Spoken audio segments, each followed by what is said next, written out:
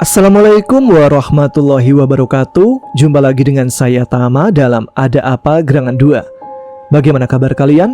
Semoga selalu diberikan kesehatan dan juga rezeki yang cukup. Kita jumpa lagi di Ada Apa Gerangan 2, di mana di sini saya akan membacakan kisah-kisah mistis bersambung. Dan kali ini kita lanjutkan kembali sebuah cerita pendakian mistis ke Gunung Lawu yang dilakukan oleh Rama dan ke-12 temannya. Sebuah cerita pendakian yang diberi judul Pendaki Terlarang di Gunung Lawu. Ini maksudnya mengarah ke satu pendaki yang dilarang mendaki ke Lawu gara-gara dia berasal dari Cepu kali ya. Ya sudah, kita langsung saja menuju ke kelanjutan ceritanya. Teman-teman, ada apa gerangan? Ceritanya mulai dari sini.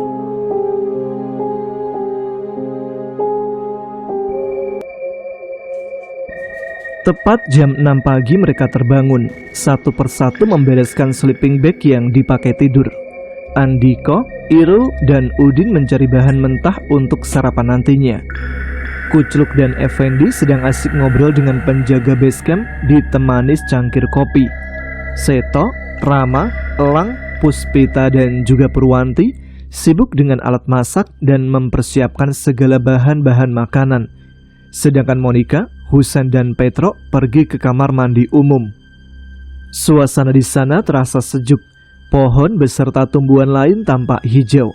Ditambah sayur mayur yang berada di lereng kaki Gunung Lawu itu tumbuh subur. Indah sekali alam ciptaan Tuhan. Rasa ingin selalu menjaganya karena rasa syukur atas pemberiannya.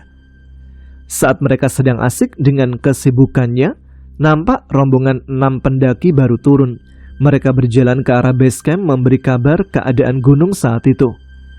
Akhirnya sampai, kata seorang dari pendaki itu. Gimana mas, di atas? Saya nanti juga mendaki, tanya Kucluk.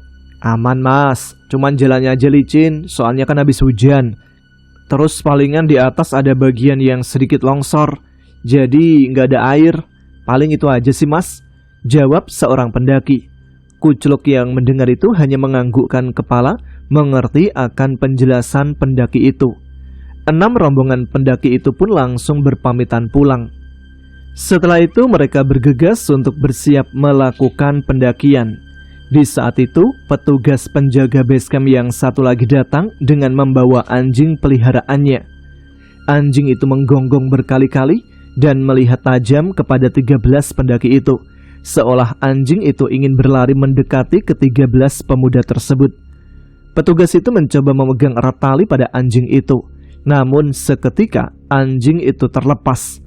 Puspita yang melihat anjing itu berlari ke arahnya dan menubruk badannya, bukannya marah, Puspita malah semakin gemas dengan anjing itu. Kayaknya tuh anjing suka banget sama kamu, David, saut Effendi. Iya nih, nempel terus nggak mau pergi, ucap Puspita. Tidak lama kemudian pemilik anjing datang menghampiri. Diambilnya anjing itu dan digendong. Udah Obi, udah, biarkan mereka pergi, ucap penjaga itu kepada anjing yang diberi nama Obi. Puspita beserta temannya pergi meninggalkan tempat itu. Namun saat pergi, anjing itu menggonggong kembali, seakan tidak mau ditinggal. Mereka lalu berkumpul berputar membentuk huruf O. Sebelum kita berangkat, ada beberapa persyaratan yang harus kita patuhi. Di sini saya hanya mengingatkan saja. Ingat, jangan mengambil apapun kecuali gambar. Jangan meninggalkan sesuatu kecuali jejak. Tetaplah fokus pendakian dan jika melihat sesuatu yang aneh, diam saja. Mengerti? Ucap Effendi sebelum melakukan pendakian.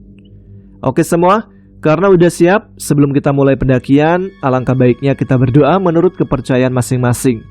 Berdoa, mulai, sahut Rama memimpin doa. Setelah selesai, bergegas Kucluk memberi arahan dan membagi kelompok selama pendakian. Gini ya bro, sebelum kita mendaki, kita bagi 2 kelompok saja, biar lebih efektif, tapi jaraknya jangan terlalu jauh, ucap Kucluk. Gimana baginya? Tanya Udin. Aku, Irul, Petro, Monica, Udin, Andiko, jalan di rombongan pertama. Rombongan kedua ada Husen, Effendi, Elang, Puspita, Purwanti, Rama, dan juga Seto, jawab Kucluk. Baram, di belakang gak masalah kan? Saud Udin. Aman Din, sekalian jadi tukang sapu, jawab Rama tenang. Semua sudah sepakat dengan usulan tersebut, dan mereka mulai berjalan beriringan sesuai dengan apa yang telah disepakati. Cuaca saat itu cerah, tidak ada tanda-tanda akan hujan sama sekali. Setapak demi setapak mereka langkahkan kakinya dengan hati gembira riang. Tidak lupa mereka juga sering berfoto-foto dan juga bernyanyi ketika jalan bersama-sama. Langkah demi langkah, setapak demi setapak mereka menyusuri hutan lawu. Tanpa lelah mereka menyusuri dengan hati yang gembira. Sesekali rombongan mereka berhenti untuk mengatur nafas agar tidak lelah dalam pendakian. Monica, kamu jalannya agak cepat sedikit ya. Kita sebentar lagi sampai di Candi Ketek. Setelah itu kita istirahat sebentar di sana, ucap Kucluk memberi arahan pada Monica sekaligus teman rombongannya. Tapi Mas, rombongan belakang belum kelihatan, sahut Monica menahan lelah. Biarin aja mereka, emang lelet rombongan itu. Kita tunggu aja di Candi Ketek, pungkas Kucluk. Rombongan Kucluk mempercepat langkahnya agar secepatnya sampai di Candi Ketek. Meski begitu, sebenarnya Kucluk memikirkan rombongannya yang terlihat kelelahan.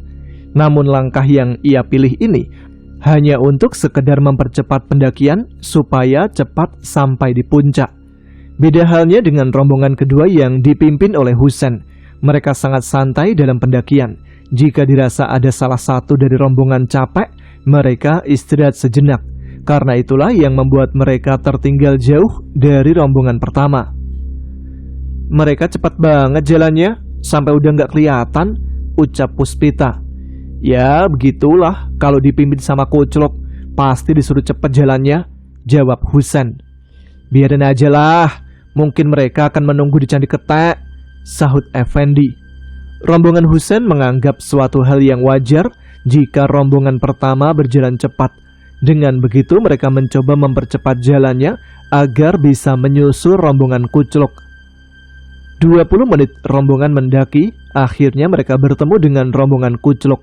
Karena lama menunggu rombongan Husein, mereka asik berfoto-foto di candi tersebut. Ketika Petro akan naik ke Candi Ketek, Purwanti melarangnya karena dia melihat ada seekor monyet besar di depan Petro. Namun Petro tidak melihat apapun di sekitarnya. "Tro, turun, jangan di situ, ada monyet besar," kata Purwanti melarang Petro.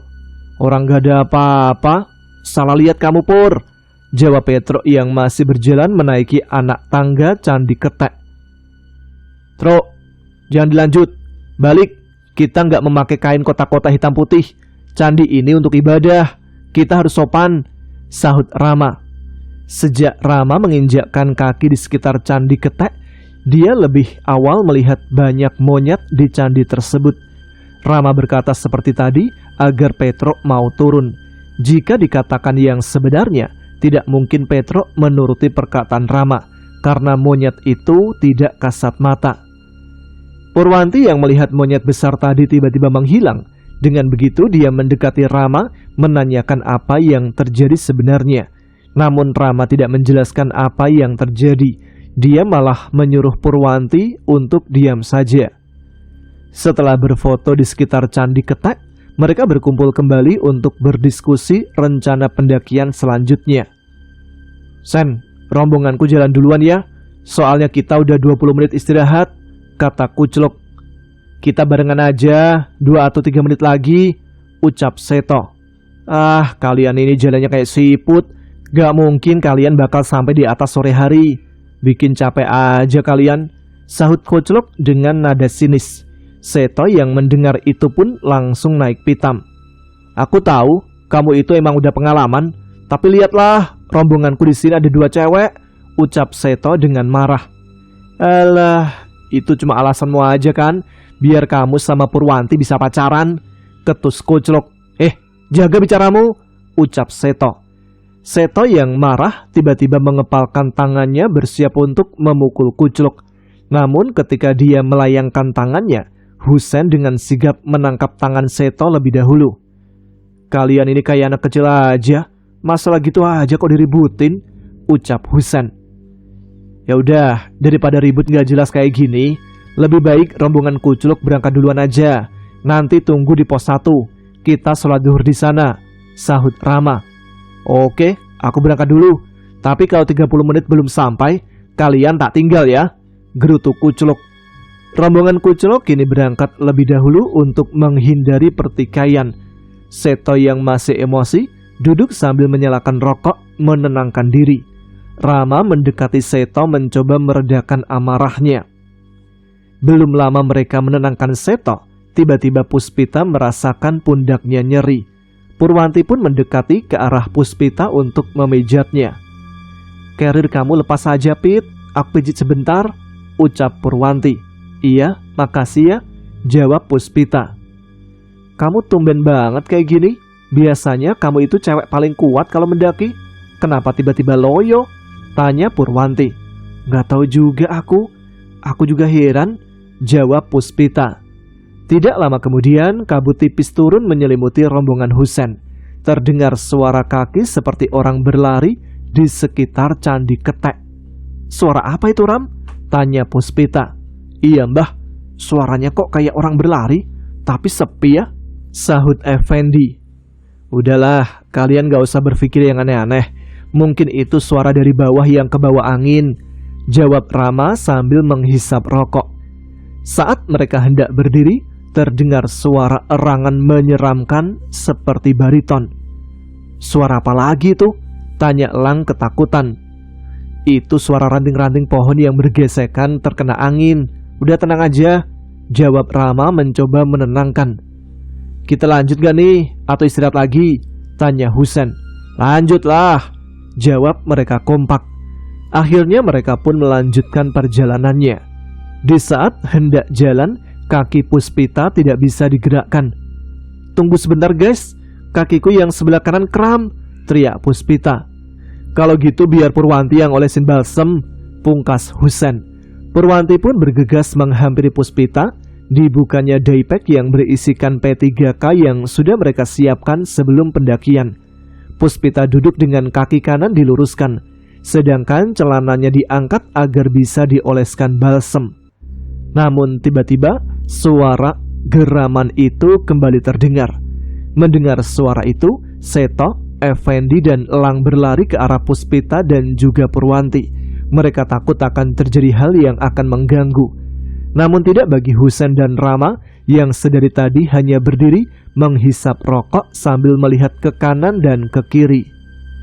Gak usah takut, kayak yang dibilang Mbah Rama tadi. Itu cuma suara ranting-ranting pohon yang bergesekan terkena angin.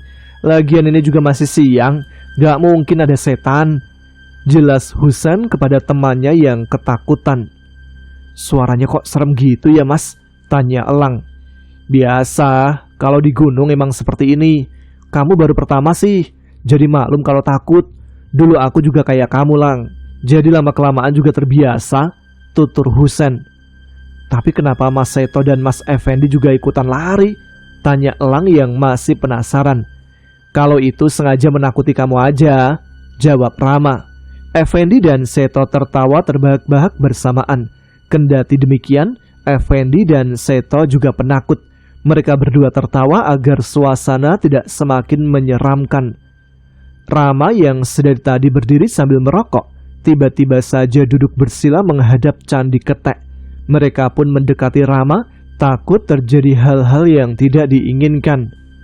Tunggu sebentar, kalian istirahat saja, jangan kemana-mana, pungkas Rama. Mereka mengikuti perkataan Rama untuk istirahat sejenak. Puspita yang tadinya sudah tidak kram kakinya, kini tiba-tiba saja pingsan. Mereka panik melihat Puspita yang tiba-tiba pingsan. Husen yang di sampingnya refleks memegang tubuh Puspita agar tidak terjatuh. Effendi menurunkan karirnya, mengambil matras untuk merebahkan Puspita di sana.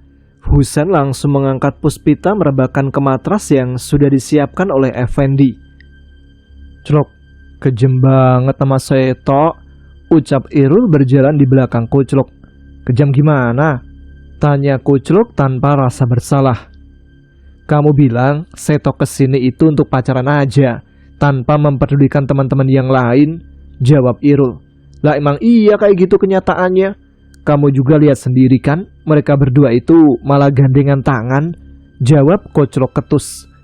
Tanpa disadari oleh Kuclok dan Irul, Monica yang berjalan di belakang Irul mendengarkan percakapan mereka berdua. Kalian lagi ngobrolin apaan sih mas? Kayak debat gitu? Tanya Monica penasaran. Lagi ngobrolin dosen pembimbingku aja sih. Orangnya ribet banget. Skripsiku aja nggak di ACC sampai sekarang, jawab Irul menutupi perdebatannya. Break! Udin yang berjalan paling belakang mengatakan untuk istirahat. Mereka melihat Udin kecapean dengan nafas yang tersengal. Akhirnya mereka memutuskan untuk berhenti dan beristirahat. Karir Petro yang di luarnya ada botol minum diambil oleh Andiko untuk diberikan kepada Udin. Pengap banget ya, siang-siang gini naik gunung, ucap Udin setelah minum air dan juga masih mengatur nafasnya. Itu sih kamu aja yang kurang olahraga, sahut Kuclok yang masih segar bugar. Dasar kamu Din, masa iya kalah sama Monica yang baru awal naik gunung, ucap Petro. Seketika mereka tertawa meledek Udin. Untung Udin orangnya tidak selalu memasukkan hati setiap omongan orang lain. Dengan diledeknya seperti itu tidak membuat dirinya marah. Sumpah, ini baru pertamanya aku naik gunung kecapean, sahut Udin lagi. Dah, jangan diledekin terus, nanti nangis malah ngadu orang tuanya, ucap Andiko ikut meledek Udin. Saat mereka masih tertawa meledek Udin terus-terusan, Kuclok berpamitan buang hajat. Bro, pipis dulu ya. Udah gak tahan nih. Cuma bentar kok, ucap Kuclok. Iya, sono. Tuh di sana ada pohon. Buang hajatnya di sana aja. Jangan lupa bilang permisi, ucap Petro. Siap bro, jawab Kuclok tergopoh-gopoh. Dengan cepat dia berlari ke arah pohon yang sudah ditunjuk Petro. Sesampainya di balik pohon, Kuclok tanpa permisi langsung membuang hajat. Selesai buang air kecil, Kuclok kembali berlari ke arah rombongannya. Yuk jalan lagi. Udah lega aku, ajak Kuclok. Oke, berangkat. Rombongan Kuclok kini berjalan lagi hendak menuju ke pos 1. Di saat sedang asik berjalan menyusuri hutan, seketika awan hitam mulai menutupi sinar matahari siang itu. Siang-siang udah mendung, gerutu Irul. Maka dari itu, ayo cepet, sahut Kuclok. Mereka pun mempercepat langkah kakinya, takut diguyur hujan di tengah perjalanan. Rul, aman? Tanya Kuclok. Aman. Monica, capek nggak? Tanya Kuclok lagi. Masih kuat mas? Din, istirahat lagi nggak? Alhamdulillah kuat. Andiko, lelah nggak? Masih kuat. Ini sambil ngulum gula merah. Terus, kalau capek bilang ya, ucap Kuclok memperhatikan rombongannya satu persatu. Sip, aman aku. Kalian tetap fokus ya. Kalau ada yang kecapean, jangan sungkan buat bilang, tutup Kuclok. Kini cuaca semakin gelap, ditambah lagi angin berhembus dari atas gunung.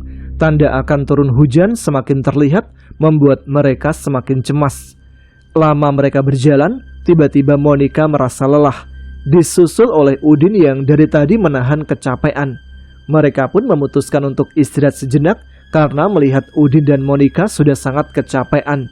Beda dengan Petro yang di belakang hanya memandangi sekitaran hutan. Ini masih lama ya mas pos 1-nya?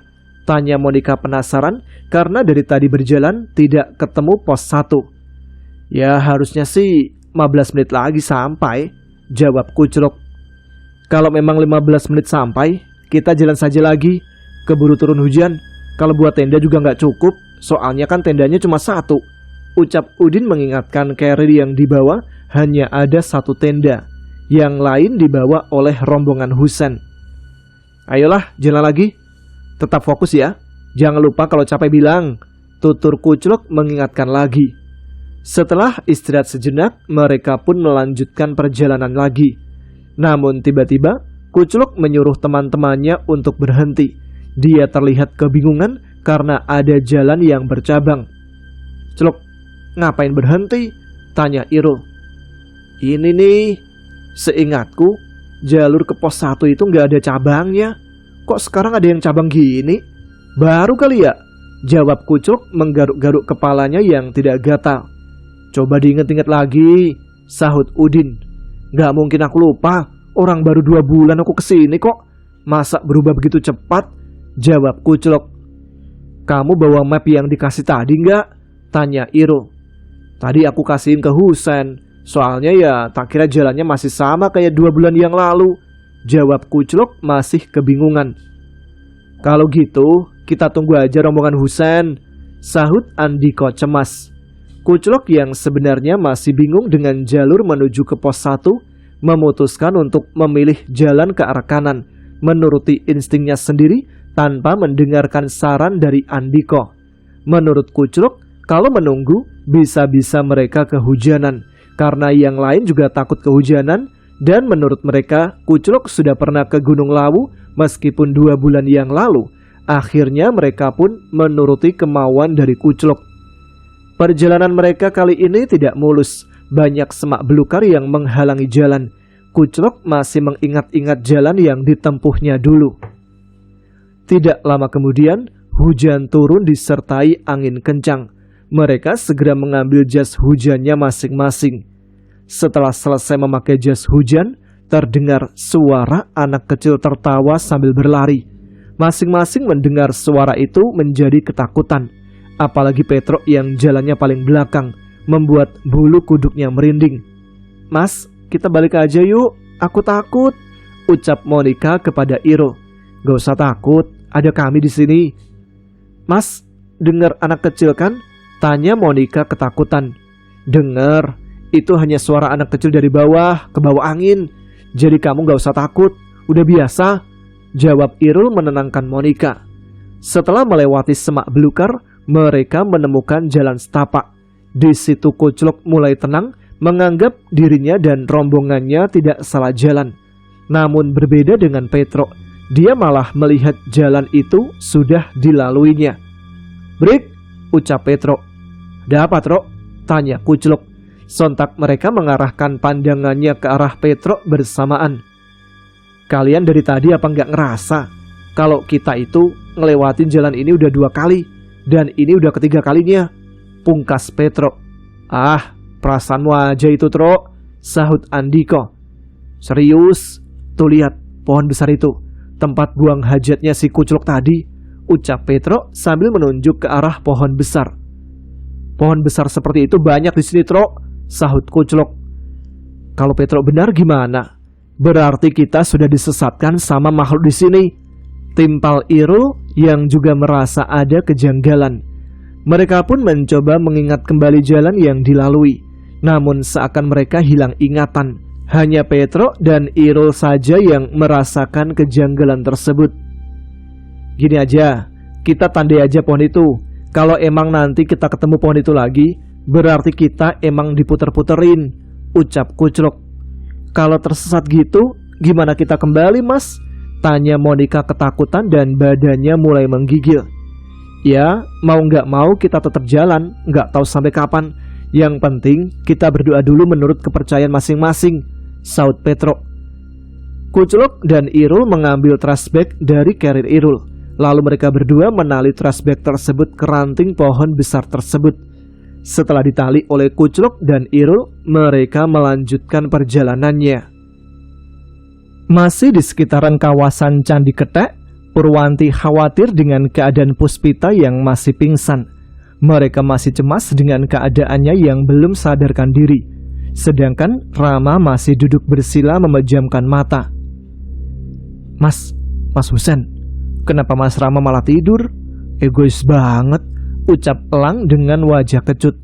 Dia itu lagi konsentrasi, lagi berdoa supaya pendakian kita lancar, ucap Husen. Apa yang harus kita lakukan sekarang? Tanya Seto. Yang terpenting membuat Puspita sadar lebih dulu. Setelah itu kita baru jalan lagi, jawab Husen. Gimana dengan Rama? Tanya Seto kembali. Mungkin sebentar lagi Rama juga selesai memanjatkan doa. Jangan khawatirkan dia, jawab Husen. Tidak terasa, 20 menit mereka masih di kawasan Candi Kethek. Mereka masih berusaha untuk menyadarkan Puspita. Di saat itu, Rama mulai membuka matanya dan bergegas berdiri mengambil sebotol air dan gelas dari tas keril Seto yang disandarkan di batu. Setelah itu berjalan mendekati Purwanti yang memangku kepala Puspita yang tidak sadarkan diri. Rama duduk di depan Purwanti. Ia membuka tutup botol air dan mulutnya komat kamit, entah doa apa yang ia panjatkan. Setelah ia berdoa, dituangkan air dari botol itu, lalu diserahkan kepada Purwanti. "Pur, tolong basuhkan air ini ke muka Puspita, karena tidak etis kalau saya yang membasuhnya," ucap Rama. Purwanti hanya menganggukkan kepalanya dan mengambil gelas berisi air yang diberikan oleh Rama. Tanpa menunggu disuruh 2 kali, ia segera membasuh muka Puspita dengan air. Ajaibnya, setelah dibasuh 3 kali, Puspita mulai sadar dari pingsannya. Haus banget," ucap Puspita dengan nada pelan. Rama mendengar Puspita kehausan, langsung memberikan botol air yang dipegangnya. Tangan Puspita langsung meraih botol air itu dari tangan Rama dan meminumnya hingga air di botol tinggal setengah. Sedangkan yang lain seperti Husen, Elang, Seto, dan Purwanti merasa keheranan melihatnya. "Pita, kamu sudah nggak apa-apa kan?" tanya Purwanti yang masih khawatir. "Udah nggak apa-apa," jawab Puspita. Mereka menghela nafas lega ketika melihat kondisi Puspita sudah sadar dari pingsannya. "Sebenarnya apa yang terjadi sama kamu, Pit? Apa kamu lagi sakit?" tanya Seto penasaran. Saat Puspita ingin menjawab pertanyaan Seto, jari telunjuk kanan Rama mengarah ke mulut Puspita. "Gak usah diceritakan di sini, nanti aja kalau udah sampai di pos 1, tutur Rama. "Kenapa gitu, Mbah?" tanya Seto yang semakin penasaran. "Gak baik kalau diomongin di sini. Lebih baik kita nanti cerita aja di pos 1 atau waktu udah turun," jawab Rama. Karena Husen sudah mengerti apa yang dimaksud oleh Rama, ia pun segera mengajak untuk menyusul rombongan Kucluk. "Gimana kalau kita jalan lagi?" tanya Husen. "Kalau aku sih nurut aja, Mas," jawab Elang pasrah. "Mending gini aja, kalau Puspita sakit, kita turun aja. Tapi kalau Puspita sehat dan ingin lanjut ya kita lanjut," pungkas Seto. Mendengar namanya disebut, Puspita ikut angkat bicara. "Kita lanjut aja, aku udah gak apa-apa kok. Lagian ini kan pertama kali aku naik gunung," ucap Puspita. Mereka pun segera beranjak membereskan segala peralatan yang telah dipakai tadi. Setelah semuanya beres, mereka segera beranjak dari kawasan Candi Kethek. Cuaca di saat itu sudah mendung, membuat mereka mempercepat jalannya. Berbeda dengan rombongan Kucluk, rombongan Husen berjalan tanpa ada hambatan sama sekali. Hanya ada mendung menutupi mereka, sehingga tidak membuat mereka kepanasan siang itu. Tanpa disadari, pendakian rombongan Husen telah sampai di pos 1. Mereka terkejut ketika melihat di shelter tidak ada rombongan Kucluk. Meski begitu mereka tidak marah, karena menganggap sudah terlambat jauh jaraknya. Husen melihat jam tangan sudah menunjukkan pukul 1 siang. "Kita istirahat dulu di shelter, sekaligus sholat zuhur untuk yang cowok.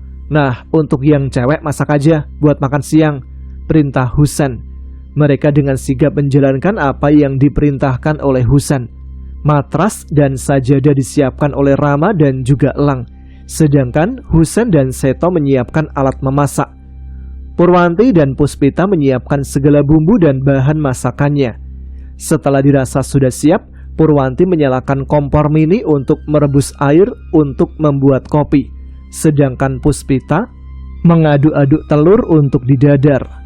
Keempat cowok sudah siap menunaikan ibadah sholat zuhur berjamaah. Beberapa menit kemudian, setelah sholat, keempat cowok itu bergegas membantu merapikan makanan seadanya yang sudah siap dimakan. Hanya makan nasi, lauk telur, ditambah sambal dengan minuman 2 botol air putih dan kopi 4 gelas. Ketika sedang makan, rasa penasaran Seto tentang kejadian Puspita pingsan di Candi Kethek membuatnya bertanya kembali. "Pit, kamu belum menjawab pertanyaanku tadi, tanya Seto sambil makan dengan lahapnya. Seketika suasana menjadi hening. Mereka juga penasaran atas kejadian mendadak tersebut. Puspita pun akhirnya menceritakan apa yang terjadi waktu itu. Jadi waktu itu tiba-tiba saja kakiku terasa kram. Di situ aku juga merasa kalau pundakku sakit banget. Saking sakitnya tubuhku lemah. Di situ penglihatanku sudah mulai buram.